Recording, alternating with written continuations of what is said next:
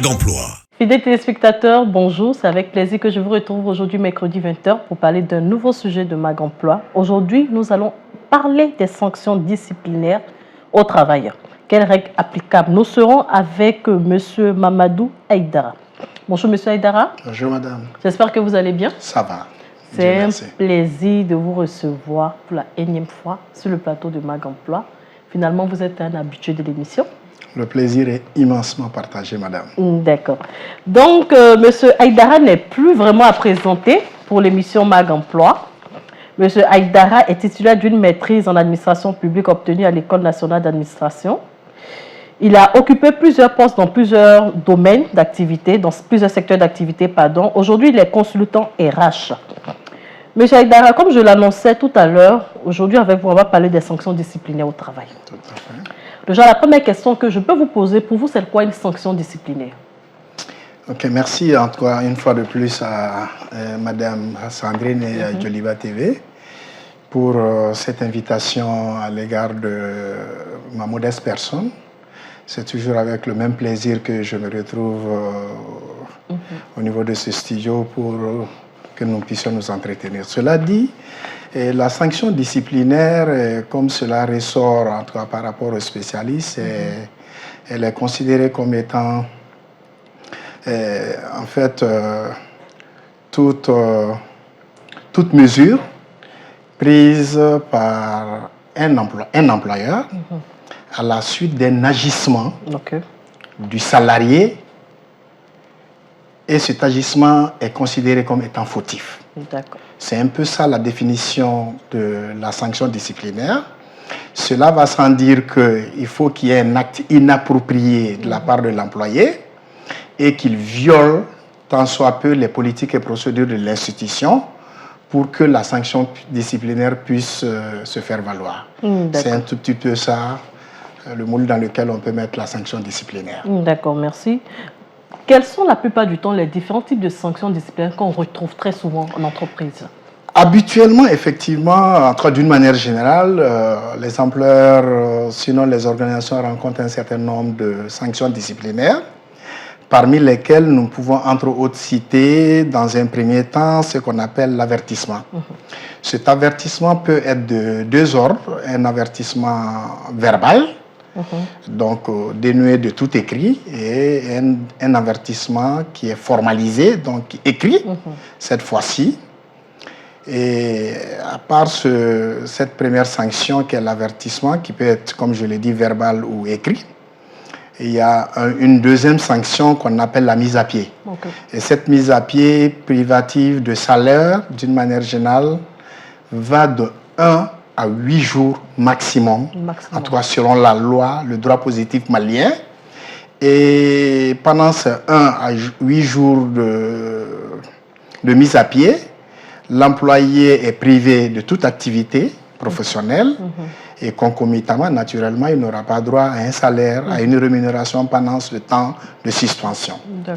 Et il y a une dernière gamme de sanctions disciplinaires qui est quand même aussi souvent très connue, qui est aussi d'actualité, c'est le licenciement. Et ce licenciement peut être lié soit à une faute lourde, soit une faute grave. Et somme toute, ce sont des fautes qui enfreignent aux lois et règlements et qui demandent le départ définitif quelque part de l'employé de son milieu de travail. Donc voici un tout petit peu, madame, les différents types de sanctions, en tout cas généralement connus dans le monde du travail. D'accord. Tout à l'heure, vous avez mentionné dans vos propos le licenciement par faute grave ou par faute lourde. Est-ce qu'il y a une différence entre les deux types de licenciement? Effectivement, il y a une petite nuance qu'il faut connaître.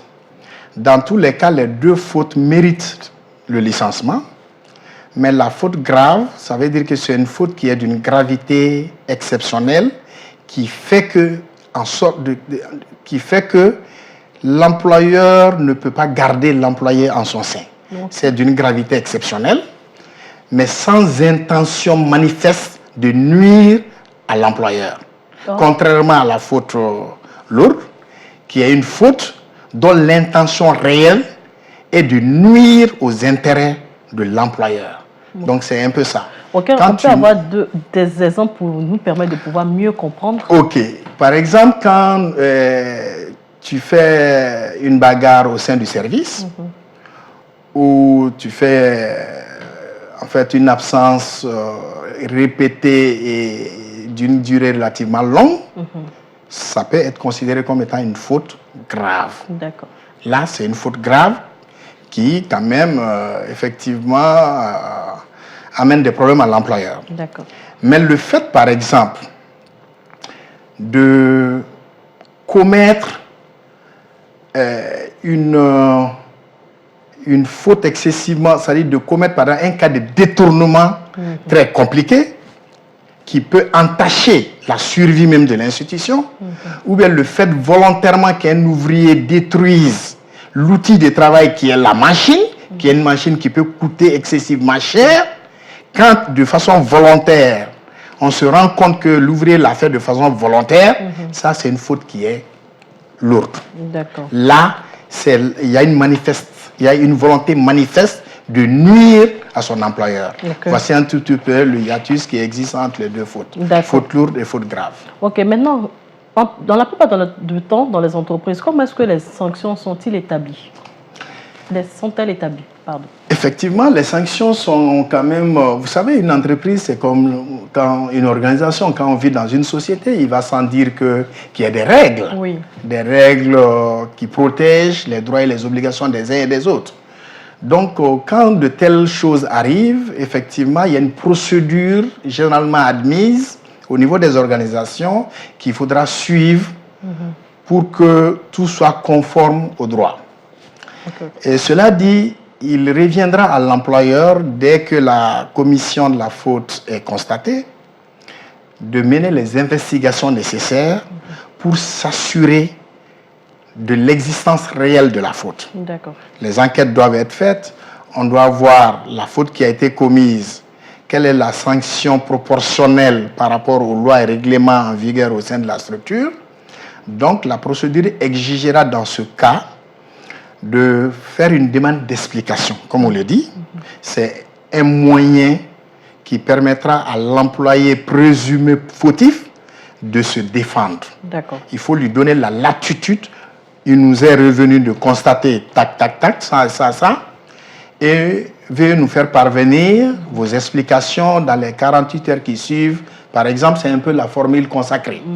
Donc, nous lui donnons les moyens de sa défense à la suite de cette lettre de demande d'explication, et il a 48 heures pour pouvoir apporter les éléments de réponse.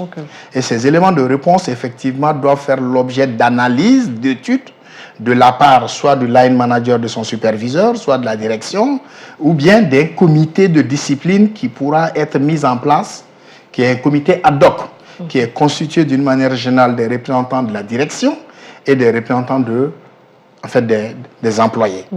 Et l'employé à ce niveau pourra se faire assister d'un délégué du personnel ou de quelqu'un d'autre, d'homme de confiance, au cas où l'employé ne serait pas capable, par exemple, d'écrire ou de s'exprimer en français. Donc, voici un tout petit peu la procédure à suivre, dont une demande d'explication qui doit être répondue dans les 48 heures qui suivent. Et cette réponse doit faire l'objet d'analyse et de voir maintenant, le comité pourra voir quelle est la sanction appropriée, parce que la sanction doit être proportionnelle à la faute commise. Il ne doit pas avoir une disproportion. Donc, en fonction de cela, si la faute commise mérite un avertissement, une mise à pied, ou à la limite, comme dernier chef, un licenciement, sans seulement que la décision est prise, et cette décision doit être notifiée à l'employé et avec ampliation à la direction régionale du travail du ressort territorial compétent. Ok, d'accord. Mais qui décide? C'est vrai que vous avez nommé tout à l'heure un comité et tout, mais qui décide et qui applique les sanctions? Merci pour cette excellente question. C'est une question très pertinente parce que c'est un peu ça le nœud gardien au niveau de certaines entreprises. Tout le monde n'est pas habilité à prendre la décision parce que la décision, comme je vous l'ai dit tantôt, peut être la dernière sanction qui est le licenciement. Et pour qui connaît les conséquences d'un licenciement, pour un employé, c'est très grave. Donc, ça veut dire qu'à ce niveau, il ressort d'une manière générale que les textes réglementaires à la matière, le Code du travail et ses décrets d'application, ont prévu un certain nombre de pouvoirs qui sont conférés à un employeur. Parmi lesquels pouvoirs, il y a le pouvoir de direction. Donc, le chef d'entreprise, le directeur, a le pouvoir de diriger son entreprise. Ça, c'est le premier pouvoir qui lui incombe. Le deuxième pouvoir, c'est le pouvoir d'organisation. Il doit organiser qui doit faire quoi, comment le faire. Et le troisième pouvoir, c'est ça le pouvoir de sanction.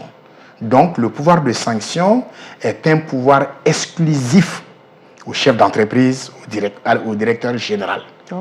Ou éventuellement à une personne mandatée officiellement par lui. Donc, en résumé, il revient au directeur général seulement d'être le premier responsable de la sanction à donner et à appliquer. Au-delà, parce que le comité disciplinaire travaille sous son autorité. C'est ça, oui, tout à fait. Dans le cas où il y a avertissement, combien d'avertissements faut-il à un employé avant d'aboutir sur un licenciement?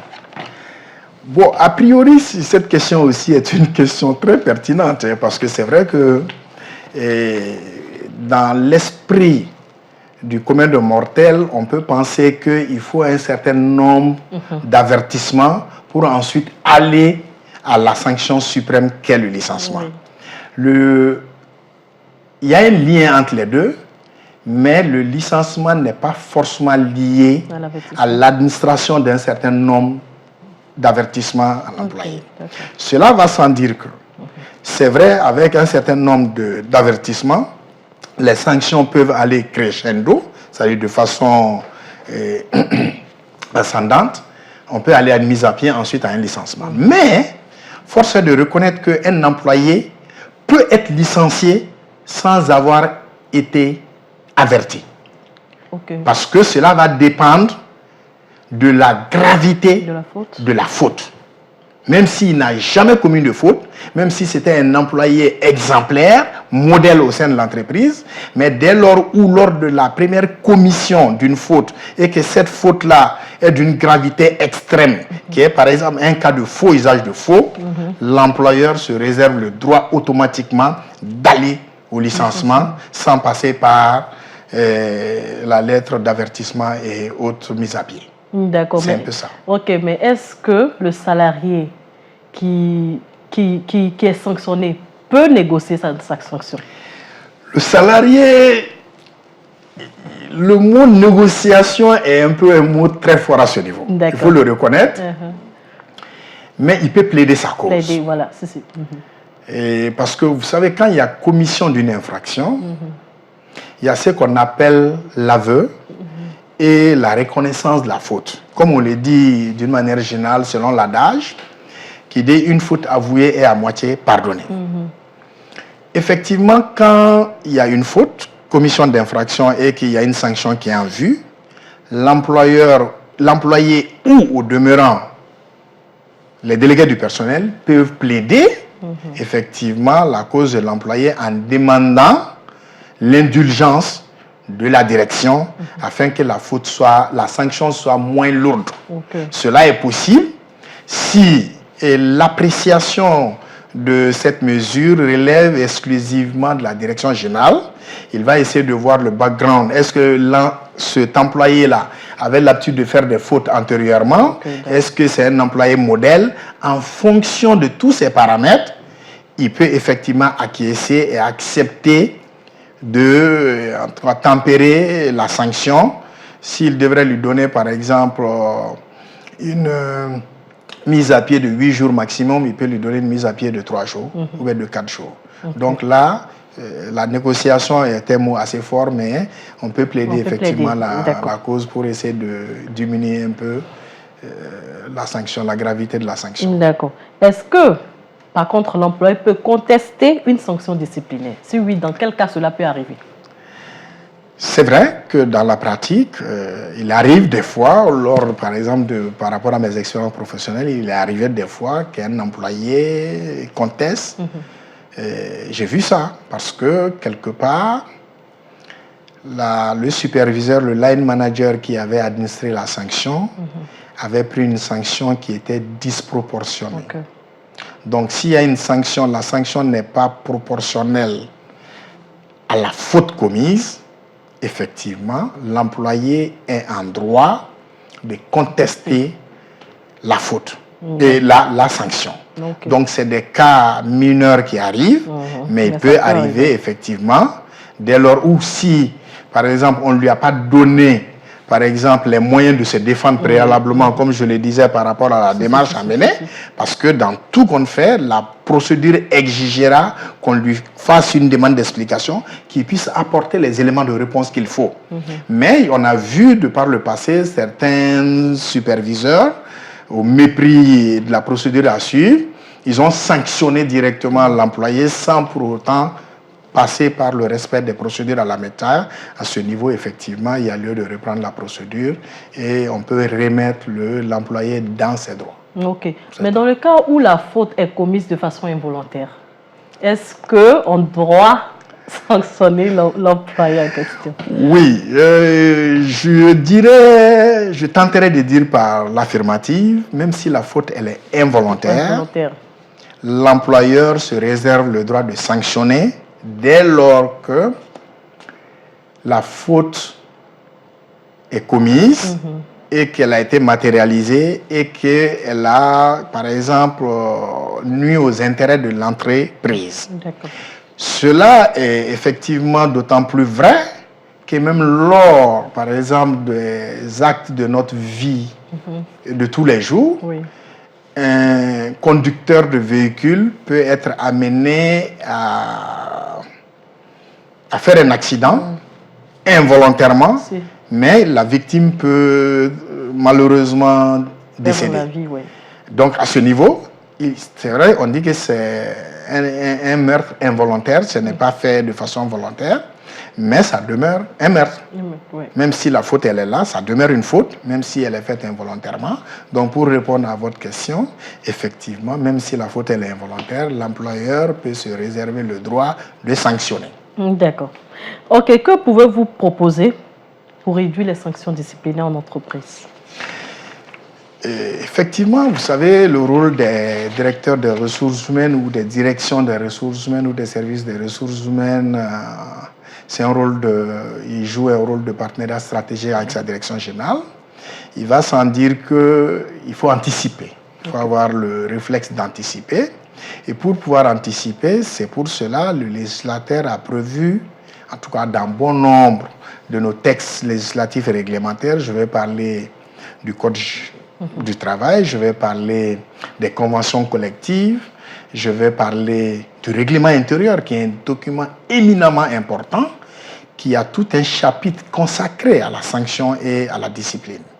Donc, effectivement, il est important d'avoir un environnement assaini, un environnement quand même qui protège les droits et les devoirs, avec un arsenal juridique assez connu, dont les employés ont été formés, l'information a passé, et qui est un code d'éthique et de déontologie qui permet aux employés, et on doit les former par rapport à tout ce qui est interdit, par rapport à tout ce qui est faisable au sein de l'entreprise, et à leur donner la liste, je ne dirais pas exhaustive, mais la liste quand même relativement détaillée des sanctions et des fautes qui pourront faire l'objet de sanctions. Donc c'est important d'amorcer un dialogue, d'amorcer une sensibilisation, de mettre en place l'arsenal juridique et de former les employés afin que les uns et les autres puissent éviter pour autant de commettre effectivement des infractions qui peuvent être très dangereuses pour leur sort au sein de l'entreprise. Donc c'est des mesures qui sont des mesures comme ça qu'il faut entreprendre, de sensibilisation, mais cela, nonobstant, ne rejette pas les sanctions, parce que la sanction aussi est une mesure dissuasive. Quand on sanctionne après une faute, les autres auront peur et donc ça vaut mieux que de laisser les choses passer. Et comme dirait les latino-grecs, dura lex sed lex. La loi est dure, mais c'est la loi. Il faut qu'elle doit s'appliquer dans toute sa rigueur. C'est ça. D'accord. Merci, monsieur Aïdara. Je vous en prie. Nous allons passer maintenant à la question de la semaine.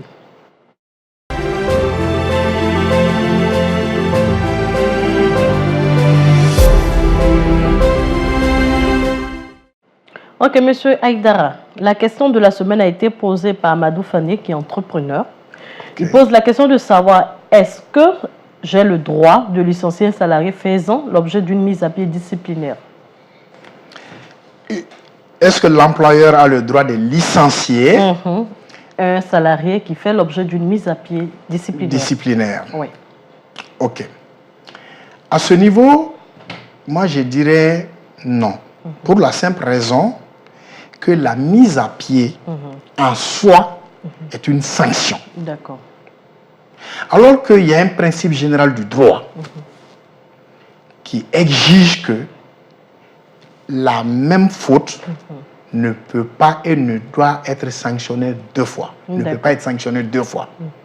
Dès lors où il y a infraction, il y a commission d'une faute, et qu'on donne à cet employé une mise à pied privative de salaire, que ce soit un jour ou jusqu'au maximum qui est de 8 jours, il n'est plus normal, il n'est plus indiqué de la part de l'employeur d'infliger le licenciement à la suite de cette sanction. Parce qu'il n'y a pas une nouvelle infraction qui a été commise, donc l'employeur ne doit pas et ne peut pas, au risque que son acte soit jugé comme étant nul et de nul effet. Donc, il ne doit pas le faire si l'employé a déjà écopé d'une mise à pied privative de salaire. D'accord. Oui. OK. Merci beaucoup d'avoir répondu à nos questions, M. Aïdara. Je vous en prie. Nous allons passer maintenant à l'instant Malibara avec Aïssata Keïta.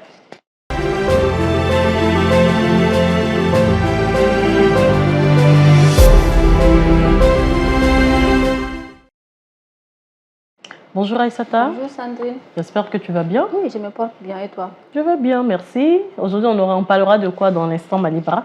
Alors aujourd'hui, comme instant Malibara, nous allons vous parler de comment améliorer votre profil sur LinkedIn. La première des choses, mettez votre photo de profil à jour. Votre photo de profil doit non seulement vous correspondre, mais elle doit être également professionnelle. La deuxième des choses, mettez une bannière personnalisée. Afin de personnaliser au maximum votre page, il est pertinent de mettre en avant une bannière qui vous décrit en tant que professionnel. La deuxième des choses, soignez votre résumé. Le résumé est le tout premier élément que les recruteurs regardent une fois sur votre page. Donc, il est crucial encore, il est important de rédiger des phrases d'accroche percutantes pour mieux faire ressortir votre profil. La deuxième des choses, créer et partager des contenus. Il est essentiel de créer et de partager des contenus à l'instar de la publication, des illustrations, des articles, etc. pour mieux susciter l'intérêt de votre communauté. La dernière des choses, ajustez votre photo de profil en fonction de l'évolution de votre carrière. N'hésitez surtout pas à mettre à jour votre photo de profil en fonction de vos évolutions professionnelles pour mieux valoriser votre profil. Ceci met fin à notre rubrique d'aujourd'hui. On se dit à mercredi prochain pour un nouveau thème Instant Malibara. Merci beaucoup Aïssata. Merci Sandrine. Monsieur Aïdara, je reviens vers vous. Je pense qu'on a fait le tour des sanctions. On sait maintenant ce qu'il ne faut pas faire pour être sanctionné. Tout à fait. Donc, je ne sais pas si vous avez un mot de fin. Le mot de fin, comme d'habitude, c'est toujours avec le même plaisir renouvelé que je me retrouve au sein de cette merveilleuse équipe de Instant Malibara pour pouvoir échanger et tant soit apporter notre modeste contribution. Quant à l'éclairage surtout de nos cadets par rapport effectivement à ces notions qui sont souvent peut-être élémentaires mais qui sont importantes dans la vie professionnelle. Et je pense que c'est un plaisir que je me retrouve ici avec vous. Merci pour tout. Merci beaucoup, M. Aïdara. Vraiment, c'est vraiment à nous de vous remercier. Merci. Parce que vous êtes toujours disponible, M. Aïdara est toujours disponible pour Mag Emploi. C'est un plaisir. Merci vraiment de partager avec nous vos connaissances, parce que vous avez quand même un parcours très, très enrichissant. Merci vraiment de nous faire bénéficier, à nous, même l'équipe qui est là, et aussi à nos téléspectateurs. On espère que M. Aïdara sera là encore la prochaine fois pour parler de notre sujet. Plaisir au bon Dieu. C'est avec plaisir. Merci beaucoup à vous. Je vous en prie. Aïssata, merci aussi à toi d'avoir animé cette chronique Instant Malibara. C'est fini, un On se plaisir. retrouvera la semaine prochaine. D'accord, Inch'Allah. Merci à vous, nos téléspectateurs, vous qui nous suivez chaque mercredi, 20h, à partir de 20h. Rappelez-vous que Mag Emploi, c'est votre émission. C'est l'émission qui vous permet de pouvoir avoir toutes les notions qui tournent autour de l'emploi, qui tournent autour de tout ce qui est employabilité et tout. Donc, Mag Emploi, c'est l'émission aussi qui est préparée et présentée par l'équipe de Malibara. Merci aussi à l'équipe technique qui nous permet de pouvoir faire l'émission Mag Emploi. Nous nous retrouverons la semaine prochaine sur Joliba TV News. Même heure et même chaîne. D'ici là, portez-vous bien.